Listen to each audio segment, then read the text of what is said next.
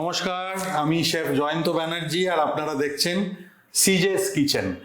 আপনাদেরকে কথা দিয়েছিলাম যে বিজয়ার খুব সোজা বাড়িতে বানানোর একটা মিষ্টি আমি আপনাদের সামনে নিয়ে আসবো। আজকে নিয়ে এসেছি সেই মিষ্টি, মালপোয়া রাবড়ি রোল। প্রথমে ইনগ্রেডিয়েন্টগুলো বলে দিই। ইনগ্রেডিয়েন্টের মধ্যে লাগছে মালপোয়া বানানোর জন্যে সুজি আর ময়দা।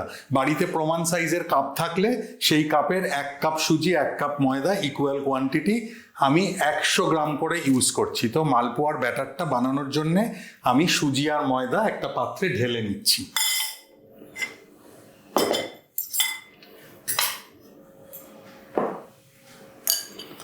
নিচ্ছি ময়দা,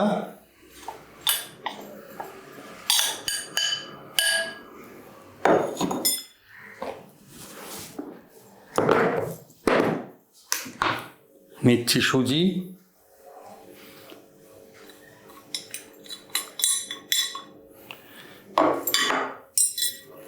যাবে 1/2 কাপ দুধ এটার মধ্যে,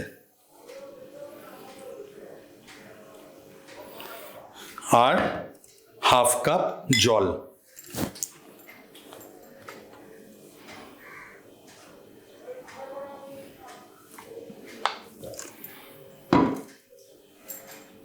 যাবে চিনি 1 কাপ, ওজনে দিলে 100 গ্রাম।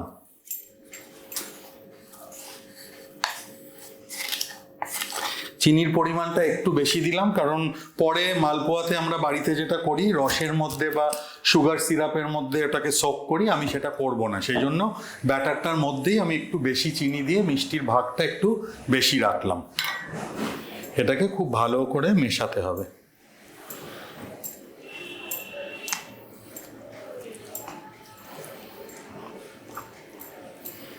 তাহলে এটার মধ্যে কি রইল? সুজি, ময়দা, চিনি, তিনটেই ইকুয়াল কোয়ান্টিটি।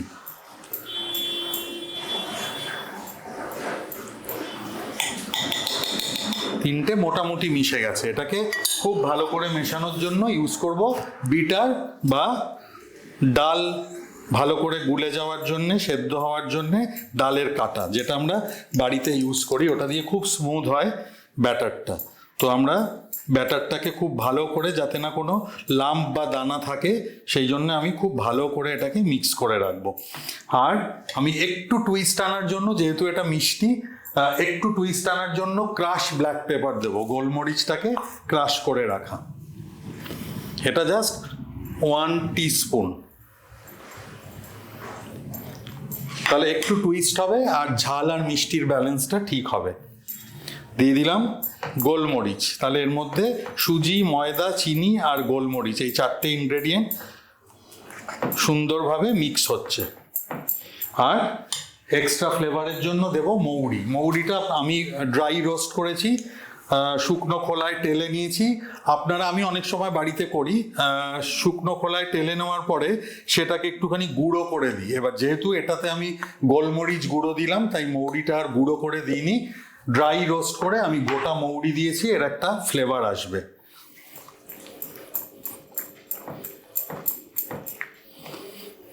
বাড়িতে পুজো হলে সিন্নি হয়, আপনারা সকলেই জানেন। এই ব্যাটারের টেক্সচারটা অনেকটা সিন্নির মতো হবে, মানে না খুব পাতলা না খুব ভারী। আর বাড়িতে যে আমরা মালপোয়া বানাই, তার সঙ্গে এটার মেইন তফাৎটা হবে, ওটা ডুবো তেলে আমরা একটু ফুলিয়ে লুচির মতো করে ভাজি এবং পরে সেটাকে সুগার সিরাপ বা চিনির রসে সোক করি। আর এই ক্ষেত্রে যেহেতু আমি রাবড়ি বানিয়ে মালপোয়াটাকে রাবড়ি দিয়ে রোল করব, এখানে মালপোয়াটা প্যানকেকের মতো হবে, একটু পাতলা, একটু বড়।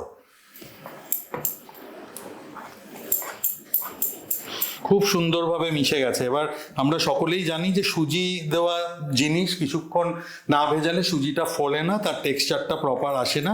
সেই জন্য আমি ব্যাটারটাকে সুন্দর করে মিক্স করে 5 থেকে 7 মিনিট একটু রেস্ট দেব। তারপরে আমি মালপোয়াটা ফ্রাই করা দেখাচ্ছি।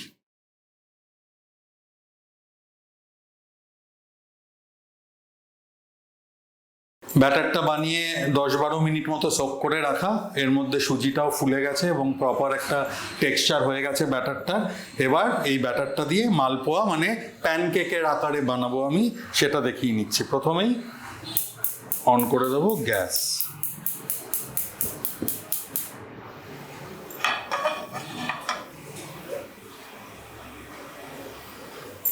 আরেকটা জিনিস আপনাদের বলে রাখি, আমাদের তো ব্যস্ততাময় জীবন, সেই জন্যে আমরা খুব বেশি সময় রান্নাঘরে আজকাল থাকিও না। এবার যেহেতু আমার রাবড়ি বানানোর একটা প্রসেস, প্যানকেক বানানোর একটা প্রসেস, মানে মালপোয়ার ব্যাটার দিয়ে প্যানকেক, আপনাদের যাদের 3টে বা 4টে বার্নার, অনেকেরই নেই, অনেকের থাকেও না, অসুবিধে নেই। অ্যাটলিস্ট 2টো বার্নার যাদের আছে, 2টো বার্নারে 2টো কাজ একসঙ্গে করলে আপনাদের সময় অনেক বাঁচবে। আমিও সেই জন্য একসঙ্গে আপনাদের দেখিয়ে দিচ্ছি। আমার ডান দিকের ফ্রাইং প্যানে আমি বসিয়ে দিচ্ছি রাবড়ি বানানোর জন্য দুধ, আর বাদিকের তাওয়াটাতে আমি বানিয়ে নেব ক্রেপের আকারে মালপোয়া। তো আমি ডান দিকেরটাও অন করে নিই। এটা প্যান গরম হোক, ততক্ষণে তাওয়াটা আমার গরম হয়ে গেছে। দিয়ে দেবো রিফাইন্ড অয়েল, ফিউ ড্রপস, খুব বেশি নয়। এটা আপনারা সঙ্গে ঘিও মেশাতে পারেন, বাট পুরোটা ঘিতে করলে খেতে বা গন্ধটা ভালো হয়, কিন্তু যেহেতু আমরা একটু হেলথ কনসিয়াস, আমরা ঘিটাকে অ্যাভয়েড করছি। আমি রিফাইন্ড অয়েলে বানাচ্ছি। তো পুরোটা স্প্রেড করে নেব। অয়েল ব্রাশও করতে পারেন। প্রথমটা একটু বেশি তেল দিয়ে ভাজবেন, তাহলে মানে ফর সেফার সাইড একটুখানি বেটার হবে। তো তেল আমার গরম হয়ে গেছে।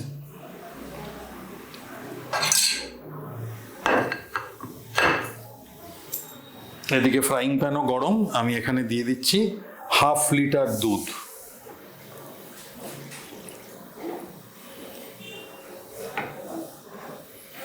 দুধটা ধীরে ধীরে গরম হবে। আর বাই দিস টাইম দিয়ে দিচ্ছি প্যানকেকের ব্যাটার। আমি বলেছিলাম যে যেহেতু এটা রোল হবে, ফাইনালি প্যানকেকের মতো হবে, ডুবো তেলে আমি মালপোয়াটা ভাজবো না।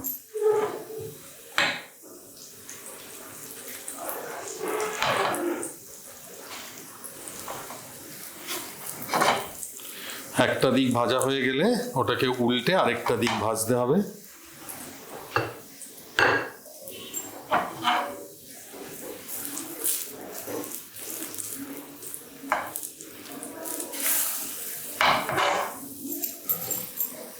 কালারটাতেই বোঝা যাচ্ছে বেশ লাইট ব্রাউন কালার হয়ে গেছে, একটা দিক হয়ে গেছে।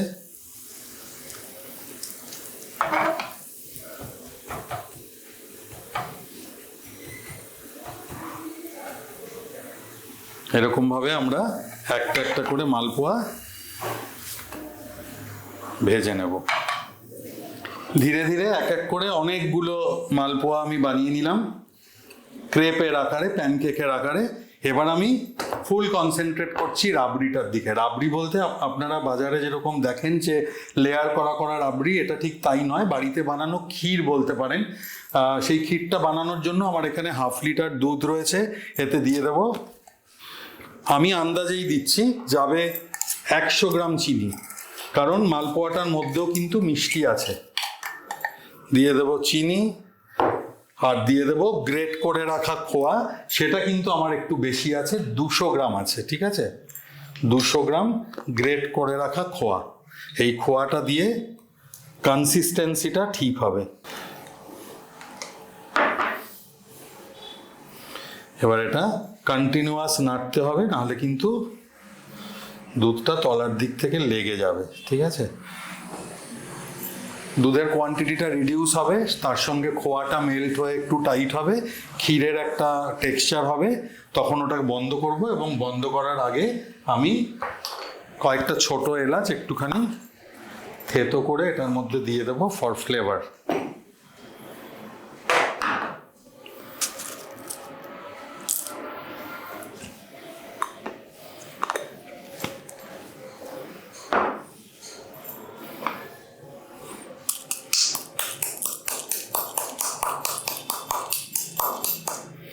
দিয়ে দিলাম ছোট এলাচ। এবার এটাকে টু মিডিয়াম টু হাই ফ্লেমের দিকে করে আমরা কনসিস্টেন্সি ঠিক করব এবং কোয়ান্টিটিটা রিডিউস করব, যাতে আমার ক্ষীরের মতো একটা টেক্সচার হয়ে যায়, ঠিক আছে? কিন্তু বারবারই নাড়তে হবে। আমি ননস্টিক বাসনে করছি, সেটার রিস্ক কম, কিন্তু আপনারা বাড়িতে কড়াই বা হাঁড়ি যেটাতেই করবেন, পায়েস যেরকম আপনারা বাড়িতে করেন, সারাক্ষণ ওটা নাড়তে হবে।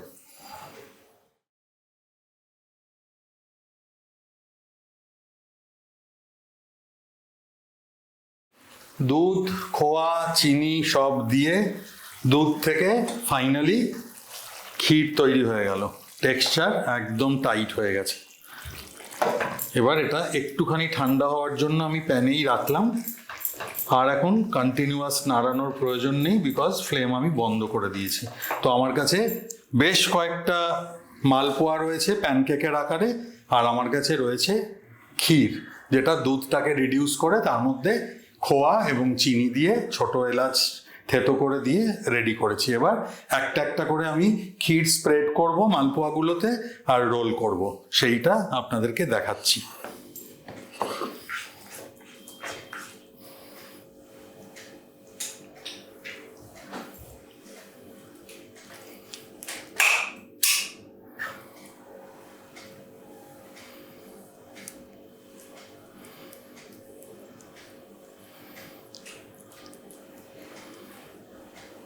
পুরো ক্ষীরটাকে স্প্রেড করলাম, করে তার আগে আরেকটা ট্রিক্স বলে রাখি, হাতের সামনে কিন্তু একটু বড় ডাঁটওয়ালা লবঙ্গ রাখতে হবে প্রত্যেকটা মালপোয়াকে আটকানোর জন্য। তো আমি রেখে দিয়েছি লবঙ্গ হাতে রয়েছে।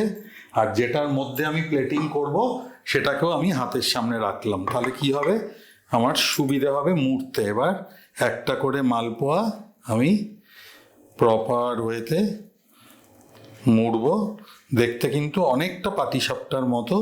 এবং ফাইনালি আমি একটা করে লবঙ্গ দিয়ে আটকে দেব। সেম প্রসেসে পরেরটা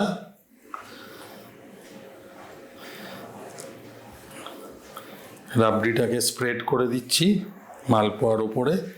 আরেকটা কথা আপনাদের বলি, প্রসেসটা সহজ করার জন্য কিন্তু খোয়াটাকে আরেকটু বেশি দিয়ে যদি একদম টাইট ক্ষীরের মতো হয় তবে কিন্তু পাটিসাপটার মতো আপনারা করতে পারেন, প্যানকেকটার মাঝখানে পুর দিয়ে সেটাকে রোল। কিন্তু এটা খেতে বেশি ভালো হয় কারণ এতে রাবড়ির কোয়ান্টিটিটা অনেকটা বেশি থাকে। আবার সেম প্রসেস,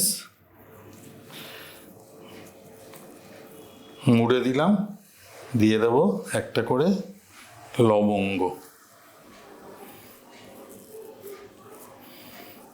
মালপোয়া রাবড়ি রোল অলমোস্ট রেডি, শুধু বাকি রয়েছে প্রেজেন্টেশন আর গার্নিশ। কারণ এটা ভীষণ ইম্পর্টেন্ট একটা পার্ট প্রত্যেকটা খাবারের, গার্নিশিংটা। যেহেতু এটা একটা মিষ্টি, আমি একটু গ্রেটেড খোয়া আর একটু কিছু ড্রাই ফ্রুটস দিয়ে খাবারটার গার্নিশ করছি, আপনারা দেখে নিন।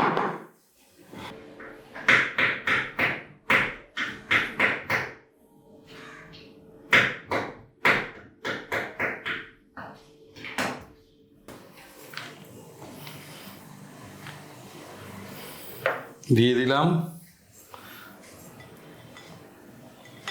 আমন্ড, দেব একটু গ্রেটেড খোয়া,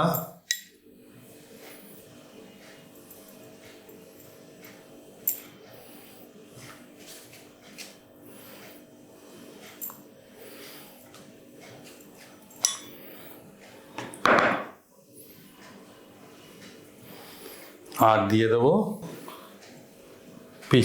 পিস্তাটা একটু গরম জলে সোক করে স্কিনটাকে বের করে রাখা। আর একটু টুইস্টের জন্য আমি সাইডে একটু ক্রাশ ব্ল্যাক পেপার দেব, যেহেতু আমরা আগেই বলেছি মালপোয়ার ব্যাটারটাতে কিন্তু ক্রাশ ব্ল্যাক পেপার আমি ইউজ করেছি। আর এই প্রসঙ্গে বলি যে মিষ্টির রসে না চুবিয়ে যে বেশি করে চিনি দিয়ে মালপোয়া, এটা কিন্তু আমার বাড়ির একটা খুব স্পেশাল রেসিপি। জন্মাষ্টমীর দিন হয় এবং এটা মিষ্টির ভাবটা একটু কম থাকে কারণ এটা ঘুগনি বা লোবিয়া দিয়ে খাওয়া হয়। কখনো বাড়িতে ট্রাই করে দেখবেন। আর ভবিষ্যতে আমার ইচ্ছে রইল ওই রেসিপিটাও একদিন আপনাদেরকে বানিয়ে দেখাবো। তো আমার malpua rabri roll presentation and garnish ready.